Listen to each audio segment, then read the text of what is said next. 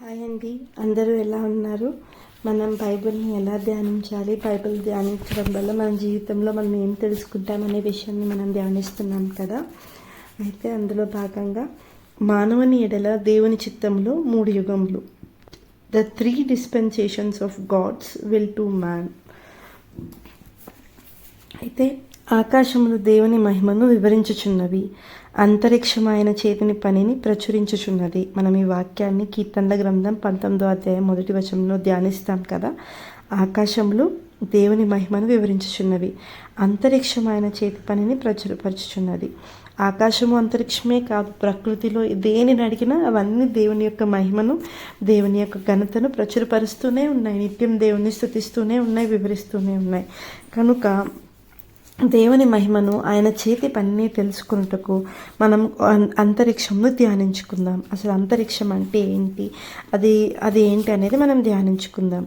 అయితే ఒకడు తన జీవితకాలం అంతయు నక్షత్రములను రీసెర్చ్ చేసి పఠించవచ్చును, కానీ మానవుని ఎడల దేవుని చిత్తాన్ని మాత్రం తెలుసుకోలేరు. అంటే చాలామంది సైంటిస్టులు ఉన్నారు కదా, వాళ్ళు ఆ రీసెర్చ్ అని, ఈ రీసెర్చ్ అని, మార్స్ మీదకి వెళ్ళడం అని, శాటిలైట్స్ని పంపి ఆ స్టార్ అని, ఈ స్టార్ అని ఏవేమో వాళ్ళు రీసెర్చ్లు చేసి వాటిని అన్నిటినీ ఐడెంటిఫై చేయగలిగారు.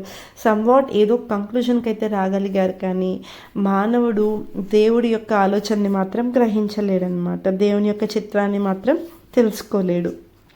దేవుని చిత్తాన్ని తెలుసుకుంటకు మనం ఏం చేయాలి?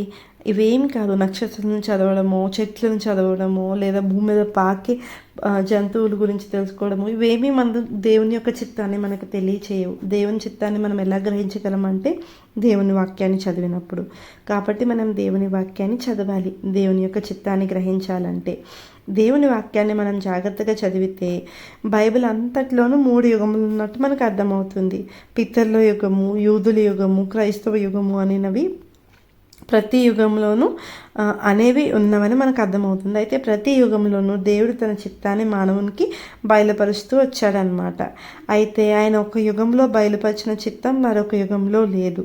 దేవుని వాక్యము నుండే ఈ ప్రాథమిక వ్యత్యాసాన్ని మనం గమనించవచ్చు.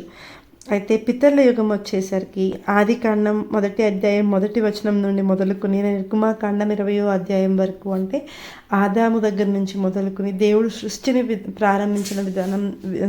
ప్రారంభించిన దినం మొదలుకొని మోషే ఇశ్రాయేలీయులను ఐగుప్తు నుండి దాటిస్తున్న సమయం వరకు ఇది పితరుల యుగం అనేది కనిపిస్తుంది అన్నమాట. అయితే మానవ చరిత్రలో మొదటి 1500 సంవత్సరంలో, అంటే 2500 సంవత్సరముల మట్టుకు ఆదాం నుండి మోషే వరకు దేవుడు మానవులతో వ్యక్తిగతంగా సంప్రదిస్తూ వచ్చారనమాట. అంటే ప్రతి కుటుంబ యజమానిని లేక గోత్రకర్తను దేవుడు ఆ కుటుంబమునకు యాజకునిగా చెప్పారు.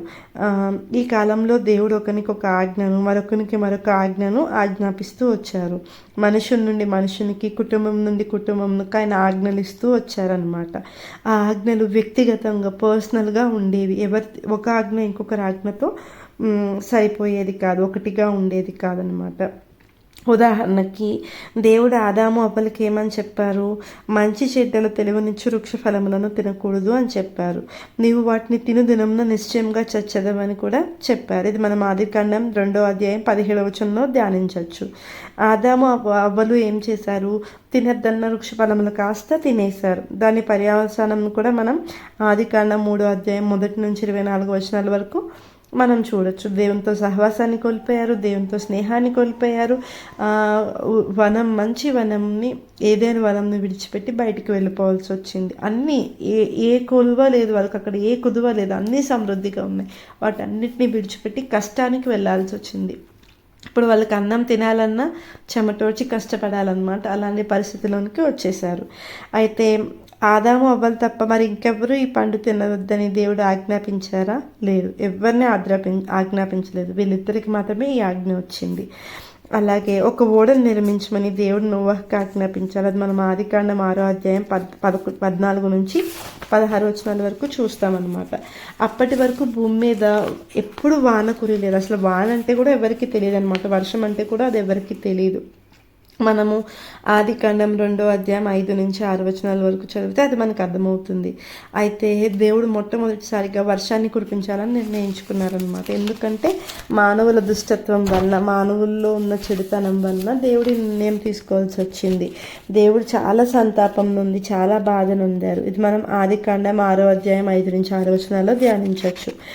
దేవుడు భూమి మీద నరులు ఉండకుండా తుడిచివేయటకు నిర్ణయించుకున్నారు. అది 6వ అధ్యాయం 7వ వచనంలో మనం చూస్తాం. అయితే నోవాహు ఒక్కడే దేవుని దృష్టి యందు కృప పొందిన వాడాయను. జీవవాయువు గల సమస్త శరీరాలను ఆకాశం కింద నుండకుండా నాశనం చేయుటకు దేవుడు నిశ్చయించుకున్నందున ఓడను నిర్మించమని ఆయన నోవాహుకి ఆజ్ఞాపించారు. అదే ఆదికాండం అధ్యాయం 6వ అధ్యాయం 17వ వచనంలో మనం ఈ వాక్యాన్ని గమనించవచ్చు. వర్షం కురిసినా కురియకపోయినా నోవాహు దేవుని యందు విశ్వాసం ఉంచాను. అప్పటికి ఇంకా వర్షం స్టార్ట్ అవ్వలేదు. దేవుడు చెప్పారు నువ్వు ఓడను చేయాలి అని. దేవుడు అతను ఆజ్ఞాపించిన ప్రకారం యావత్తూ చేశారనమాట. ఆ ఓడను మొత్తం బిల్డ్ చేశారు. చూసిన వాళ్ళందరూ చాలా ఎక్కిరించారు, ఏం చేస్తున్నాడు అని. అది మనం ఆదికాండం 6వ అధ్యాయం 22వ వచనంలో చూస్తాం. నోవాహు చూపిన విధేయత యొక్క ప్రతిఫలం ఆదికాండం 7-8 అధ్యాయంలో రాయబడి ఉంది, రికార్డ్ చేయబడి ఉంది. మనం చదివితే అర్థమవుతుంది. అలాంటి ఓడను నిర్మించమని నోవాహు కాకుండా దేవుడు ఇంకెవరికన్నా చెప్పారా? ఇంకెవరికి చెప్పలేదు, నోవాహు గారికే చెప్పారు. సో ఆదాము అవ్వ గారికి ఆజ్ఞాపించిన విషయం వేరు, నోవాహుకి ఆజ్ఞాపించిన విషయం వేరు. కాకపోతే విధేయత అనేది కామన్. ఎవరు విధేయత చూపించారు, దేవుడు చెప్పినట్టు ఎవరు చేశారు అనేది మాత్రం ప్రాముఖ్యం ఇక్కడ. అలాగే దేవుడు అబ్రహాంను పిలిచి తనకు ఒక్కడే ఉన్న కుమారుడకు ఇస్సాకును దహన బలిగా అర్పించమని ఆజ్ఞాపించారు. అది మనం ఆదికాండం 22వ అధ్యాయం 1-2 వచనాల్లో ధ్యానించవచ్చు. అబ్రహాం యొక్క విశ్వాసంను పరిశోధించుటకు దేవుడు ఇలా ఆజ్ఞాపించారనమాట. విశ్వాసంను బట్టి అబ్రహాము దేవుడు ఆజ్ఞాపించిన రీతిగా చేయుటకు నిర్ణయించుకున్నారు. దేవుడు అబ్రహాం యొక్క విశ్వాసంను బట్టి సంతోషించి అతని చెయ్యిని ఆపాను. అంటే అతడు బలి ఇవ్వకుండా ఆపారనమాట. ఇది మనం ఆదికాండం 22వ అధ్యాయం 3-14 వచనాల్లో మనం చూడొచ్చు. అబ్రహాం యొక్క విశ్వాసంను బట్టి దేవుడు అబ్రహాంని బహుగా ఆశీర్వదించారు. ఇదంతా మనం 22 అదే ఆదికాండంలో 22వ అధ్యాయం 15-18 వచనాల్లో చదివితే అర్థమవుతుంది. సో అబ్రహాం తప్ప దేవుడు మరి ఇంకెవరికైనా తన కుమారుని దహన బలిగా అర్పించమని ఆజ్ఞాపించారా? ఇంకెవరికి ఆజ్ఞాపించలేదు. సో ఈ ఉదాహరణలన్నిటిని బట్టి దేవుడు తన చిత్తంను ఆదాం నుండి మోసే వరకు గల ప్రజలకు వేరువేరు వ్యక్తులను, వేరువేరు కుటుంబములకు వేరువేరుగా బయలుపరిచినట్లు మనకి అర్థమవుతుంది. నెక్స్ట్ వచ్చేసరికి యూదుల యుగము.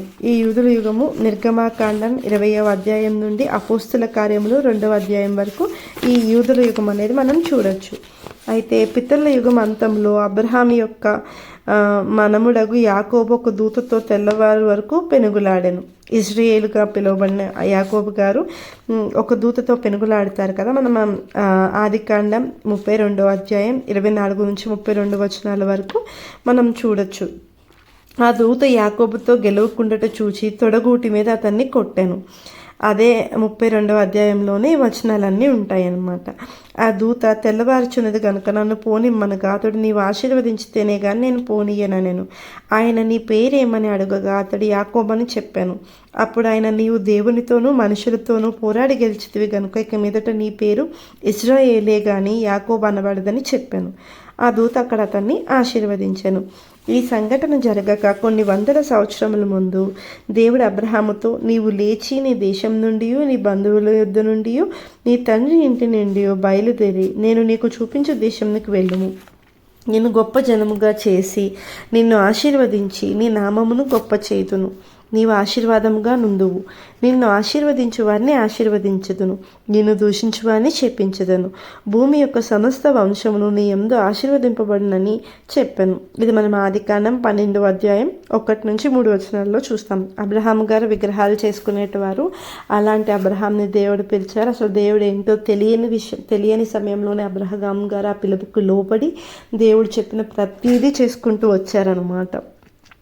అయితే అనేక శతాబ్దముల తర్వాత అబ్రహాం యొక్క సంతతి వారు ఇశ్రాయేలీయులు ఐగుప్తులో బానిసలుగా ఉండి గొప్ప జనంగా అభివృద్ధి చెందిరి.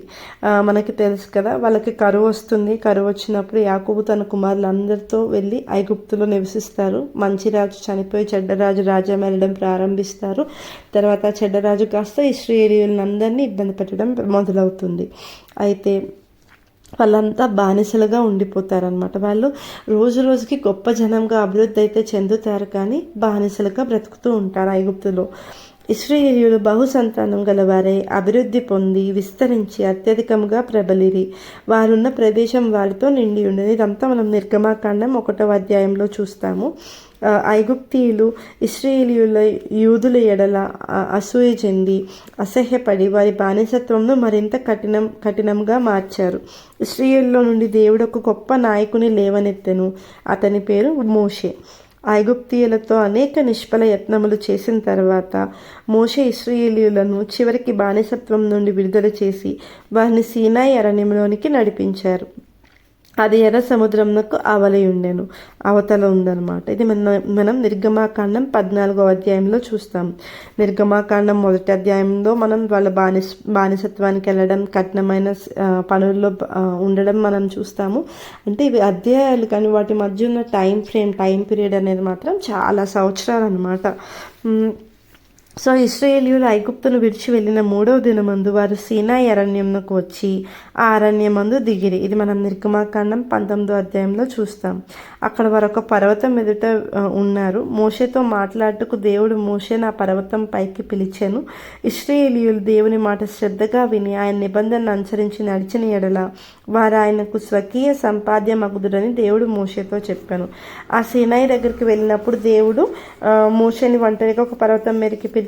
అక్కడికి వెళ్ళి మోషే దేవునితో ముఖాముఖిగా మాట్లాడుతూ ఉన్నారు. అక్కడ దేవుడు ఏం చెప్పారంటే, ఎప్పుడైతే ఇశ్రాయేలీయులు నా మాట శ్రద్ధగా విని నా నిబంధనను అనుసరించి నడుస్తారో వారి ఎడల వారికి నేను స్వకీయ సంపాద్యమగుదునని వాళ్ళు నాకు స్వకీయ సంపాద్యమగుదురని దేవుడు మోషేతో చెప్పడం జరిగిందనమాట.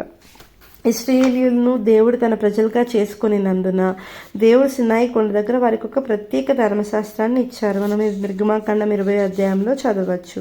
ఈ ధర్మశాస్త్రంను వారి పితరులు ఎరుగురు. అంటే అబ్రహాం కానీ నోవాహు కానీ వీళ్ళెవరికి యాకోబు గారికి కానీ వీళ్ళెవరికి ధర్మశాస్త్రం అనేది లేదు, వాళ్ళకి తెలియదు. 10 ఆజ్ఞలతో కూడిన ఈ ధర్మశాస్త్రము దాసుల గృహమైన ఐగుప్తు దేశంలో నుండి వెలుపలికి రప్పింపబడిన ఇశ్రాయేలుకి ఇవ్వబడింది. ఈ ధర్మశాస్త్రం ఇశ్రాయేలీయులకు మాత్రమే వర్తిస్తుంది, అది అన్ని జనులకు వర్తించలేదు. ఇది మనం ఇశ్రాయేలుకు మాత్రమే వర్తిస్తుంది అనేది మనం ద్వితీయోపదేశకాండం 5వ అధ్యాయం 1-4 వచనాల్లో చూడొచ్చు. అన్ని జనులకు వర్తించలేదు అనేది మనం రోమా రాసిన పత్రిక, అపోస్తలుడైన పౌలు గారు రోమీయులకు రాసిన పత్రిక 2వ అధ్యాయం 14వ వచనంలో ధ్యానించవచ్చు. అటు తర్వాత ఇంచుమించు 1500 సంవత్సరములు, అంటే 1500 సంవత్సరముల పాటు దేవుడు ఆయా వ్యక్తులతో కుటుంబములతోనూ సంప్రదించక ఇశ్రాయేలీయులను ఒక జనాంగంగా పరిగణించి వారితో సంప్రదించారు. యెహోవా ధర్మశాస్త్రమును మోషే ధర్మశాస్త్రము నిబంధన ధర్మశాస్త్రం అని పిలువబడుచు ఈ ధర్మశాస్త్రము యూదులకును అన్యజనులకును మధ్య ఒక అడ్డుగోడగా నిలిచాను. జాతీయ ఇశ్రాయేలునకు ధర్మశాస్త్రం ఉండెను, అన్య జనాంగములకు ధర్మశాస్త్రం లేకుండెను. ఈ ఏర్పాటు సీనాయి వద్ద మోషేతో ఆరంభమై పెంతెకొస్తు క్రీస్తు వరకు కొనసాగింది. అంటే అపోస్తలుల కార్యములు 2వ అధ్యాయం పెంతెకొస్తు దినం వస్తుంది కదా, పరిశుద్ధాత్మ శిష్యులందరి మీదకి ఒక గాలి వలె వేగంగా వచ్చి వారి నాలుకల్ని అగ్ని మండినట్టు మండి పరిశుద్ధాత్మతో నింపబడి వారు అనేక భాషలతో మాట్లాడతారు కదా. ఆ దినం వరకు ఈ ధర్మశాస్త్రం అనేది కొనసాగింది. ఆ తర్వాత కూడా కొట్టివేయబడలేదు, కానీ ధర్మశాస్త్రంలో ఉన్న విషయాలు క్రీస్తును ఉద్దేశించి పలకడం జరిగింది. క్రైస్తవ యుగంలో మనం చూస్తే యేసుక్రీస్తు మోషే ధర్మశాస్త్రం కింద జన్మించారు. ఇది మనం గలతీయులకు రాసిన పత్రిక 4వ అధ్యాయం 4వ వచనంలో చదువుకోవచ్చు. యేసు ధర్మశాస్త్రంను నెరవేర్చుటకే కానీ కొట్టివేయటకు రాలేదు. ఇప్పుడు నేను చెప్పినట్టుగా ఆ ధర్మశాస్త్రాన్ని ఫుల్ఫిల్ చేయడానికే వచ్చారు, కానీ కొట్టివేయడానికి రాలేదు. ఇది మత్తయి రాసిన సువార్తలో 5వ అధ్యాయం 17-18 వచనాల్లో మనం దీన్ని గమనించవచ్చు. అయితే అది అంతయు నెరవేరు వరకు ధర్మశాస్త్రం తప్పిపోదని ఆయన బోధించను. యేసయ్య చెప్పారు, ఇదంతా కంప్లీట్ అయ్యే వరకు దీన్ని తప్పిపోదు, ఇది ఇందులో ఉన్న ఒక్క అక్షరం కూడా తప్పిపోదని యేసయ్య బోధిస్తూ వచ్చారనమాట. ఆయన ధర్మశాస్త్రం నెరవేర్చుటకు వచ్చాను. ఆయనకు అప్పగింపబడిన పనిని యేసు సంపూర్ణంగా నెరవేర్చాను. అది మనం యోహాను సువార్త 17వ అధ్యాయం 4వ వచనంలో చూస్తాం. అందువలన ధర్మశాస్త్రం నాశనం గావించబడటం వలన గాక నెరవేర్చబడటం వలన గతించిపోవటం మనం చూడగలము. యేసు ప్రభు ధర్మశాస్త్రం నాశనం గావించకుండా దాన్ని నెరవేర్చుట ద్వారా ఎట్లు ఎత్తివేసను గ్రహించుకొనలేక కొందరు బైబిల్ విద్యార్థులు ఇక్కడ తడబడతారనమాట. ఉదాహరణగా ఒక కాంట్రాక్టును, వడంబడికను ఇక్కడ మనం గమనించవచ్చు. ఒక పట్టణంలో వంతెనను నిర్మించడానికి ఒకనికి కాంట్రాక్ట్ ఇచ్చారనుకుందాం. అతడు ఆ కాంట్రాక్టును నాశనం చేయవచ్చునా లేదా దాన్ని నెరవేర్చవచ్చును అంటే అమలుపరచవచ్చును. ఆ కాంట్రాక్ట్ను అతడు నాశనం చేసేస్తే అది ఇక లేకపోవును. అయితే దానిలోని షరతులను అమలుపరిచి వంతెనను నిర్మిస్తే కూడా ఆ కాంట్రాక్ట్ ఇక లేకపోవును. ఆ కాంట్రాక్ట్ అమలులో ఉన్నదా లేదా అనేది ప్రశ్న కాదు, కానీ అది ఎట్లు గతించిపోయాను అన్నది ప్రశ్న. ముక్కలుగా చింపి నాశనం చేయటం వలన లేక సంపూర్తిగా నెరవేర్చటం వలన. అట్లే ఇశ్రాయేలుకి ఇవ్వబడిన ధర్మశాస్త్రము గతించిపోయాను, నాశనం చేయబడటం వలన కాక యేసుక్రీస్తు దాని ప్రకారం పరిపూర్ణంగా జీవించటం వలన అది గతించిపోయింది.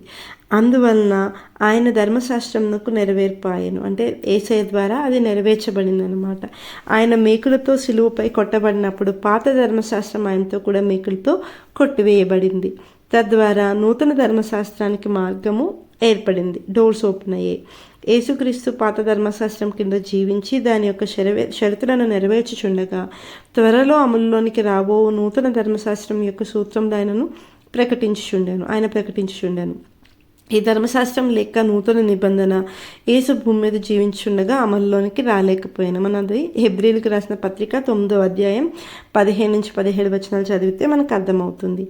మరియు మొదటి ధర్మశాస్త్రం అమలులో ఉంటే రెండవది స్థిరపరచబడదు.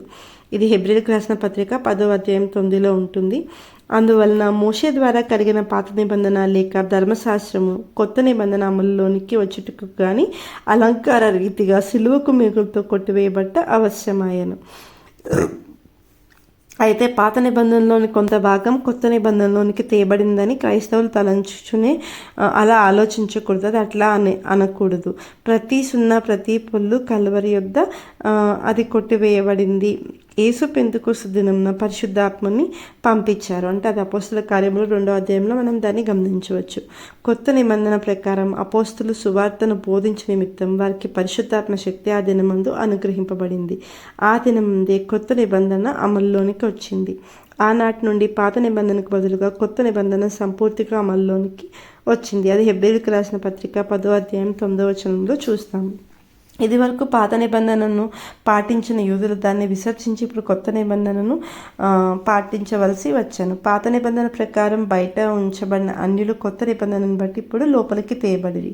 ఆ విధంగా కొత్త నిబంధన అంతర్జాతీయ సువార్తకు క్రైస్తవత్వమునకు ఆధారమై ఉన్నది. లూకా 24వ అధ్యాయం 46-47 వచనాలు, మార్కు సువార్త 16వ అధ్యాయం 15-17 వచనాలు మనకు దీన్ని వివరిస్తాయి. అయితే క్రీస్తు శతాబ్దం 33వ సంవత్సరంలో పెంతెకొస్తు దినం ఆరంభమై అది కాలాంతం వరకు అమల్లో ఉండును. అంటే మనం అది ఎండ్ ఎప్పుడవుతుందో తెలియదు, అది చివరి వరకు ఉంటుంది. ఇది మత్తయి సువార్త 28వ అధ్యాయం 20వ వచనంలో మనం గమనించవచ్చు. అయితే మనకి ఆ విషయాన్ని మనం అంటే అంతం వరకు పెంతెకొస్తు దినం మొదలైంది, అది అంతం వరకు మనందరం గతించిపోయే వరకు అది కొనసాగుతూనే ఉంటుందన్నమాట.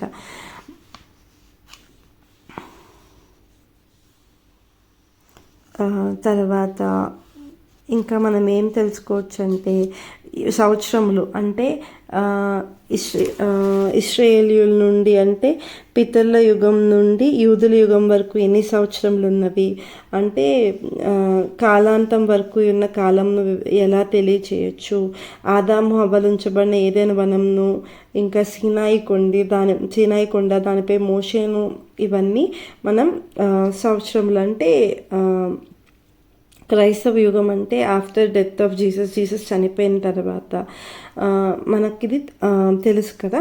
అది ఆదామవ్వల నుండి సీనాయి కొండ వద్దనున్న మోషే వరకు కుటుంబపరమైన ఆరాధన అమల్లో ఉండేది.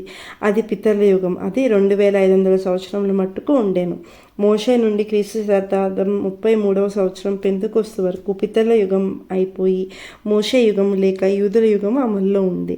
అది ఇశ్రాయేలీయులపై ఆనుకొని 1500 సంవత్సరముల పాటు అమల్లో ఉన్న యూదుల మతం.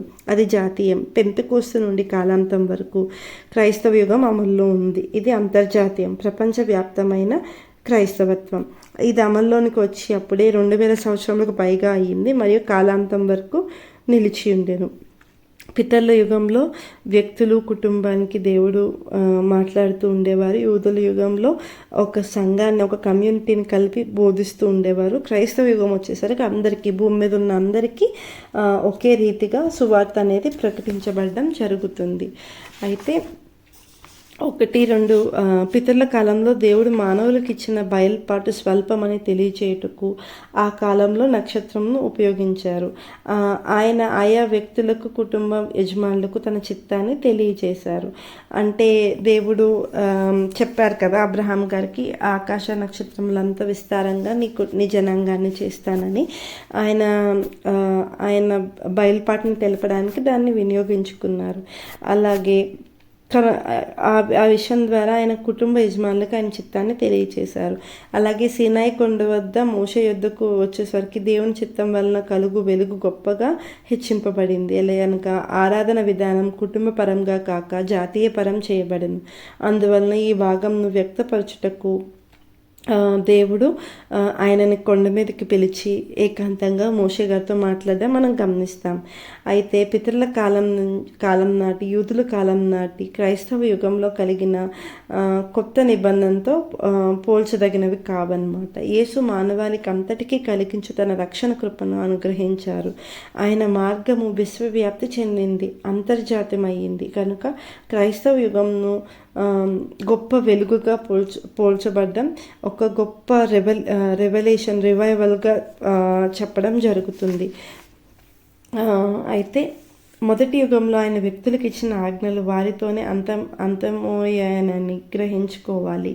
ఆదాము హవ్వలను తప్ప మరెవరిని మంచి చెడ్డలు తెలుగునిచ్చు చెట్టు యొక్క ఫలములు తినరాదని దేవుడు ఆజ్ఞాపించలేదు. కనుక ఆ ఆజ్ఞ వారితోనే అంతమాయను. నోవాహు తప్ప మరెవరికి ఓడను నిర్మించమని దేవుడు ఆజ్ఞాపించలేదు. కనుక ఆ ఆజ్ఞ అతనితోనే అంతమయ్యింది. నీ కుమారుని దహన బలి అర్పించమని అబ్రహాంకు తప్ప మరెవరికి ఆజ్ఞ ఇయ్యలేదు. కనుక ఆజ్ఞ అతనితోనే అంతమైంది. అప్పుడు అలా చెప్పారన్నప్పుడు మనం అది చేయకూడదు. మనకి వ్యక్తిగతంగా దేవుడు మనకు ఆ విషయాన్ని చెప్పలేదు. పితరుల యుగంలో దేవుడు ఆజ్ఞాపించిన వ్యక్తిగత ఆజ్ఞలనేవి వారితోనే కంప్లీట్ అయిపోయాయి. అయితే సీనాయి దగ్గర మోషే ద్వారా దేవుడిచ్చిన ధర్మశాస్త్రం సంగతి ఏమిటి? దానిలో 10 ఆజ్ఞలు ఉన్నవి కదా. మోషే ధర్మశాస్త్రం కొట్టివేయబడిందా? 10 ఆజ్ఞలు ఇంకనూ నిలిచి లేవా అని చెప్పుటకు చాలా ప్రయత్నాలు, చాలా డిబేట్స్ జరుగుతున్నాయి. కానీ మనకు నైతిక చట్టం, మోరల్ లా ఎక్కడుంది అని అడగక చాలామంది అలాంటి క్వశ్చన్స్ కూడా రైజ్ చేస్తున్నారనమాట. కానీ మనం యేసుక్రీస్తు ద్వారా మనం ఏం తెలుసుకున్నామంటే, అన్నిటికన్నా ప్రాముఖ్యమైనది ఏంటి? నిన్ను వలె నీ పొరుగువాన్ని ప్రేమించడం, పూర్ణ ఆత్మతోనూ పూర్ణ హృదయంతోనూ దేవుణ్ణి మనం హృదయపూర్వకంగా ఆరాధించడం, అంగీకరించడం. ఎవరైతే వారి నోటితో యేసుక్రీస్తు దేవుడు నిజమైన రక్షకుడిని నమ్ముతారో, మన కోసం వచ్చి మన పాపాల కోసం మరణించి సిలువపై తన ప్రాణాన్ని అప్పగించాడని ఎవరైతే విశ్వసిస్తారో వాళ్ళందరూ నా నిత్య మార్గంలోనికి, నా నిత్య రాజ్యంలోనికి అంగీకరింపబడతారు అని చెప్పి యేసే చెప్పడం జరిగింది కదా. అది మనకి చాలా ప్రాముఖ్యమైన విషయం అన్నమాట. అది మనం గుర్తుంచుకోవాల్సిన విషయం.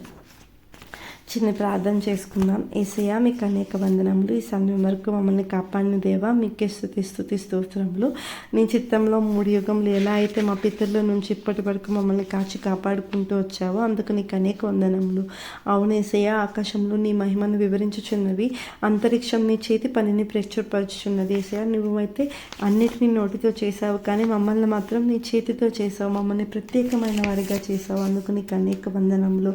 ప్రభువా, నీకు లోబడే బిడ్డలుగా, నీకు విధేయత కలిగే బిడ్డలుగా మేము జీవించుటకు సహాయం చేయమని, అంతం వరకు ప్రభా సహించుటకు మాకు సహాయం చేయమని కోరుకుంటూ మా అందరి ప్రార్థనని మీ సన్నిధికి అప్పగిస్తున్నాం తండ్రి. ఆమేన్.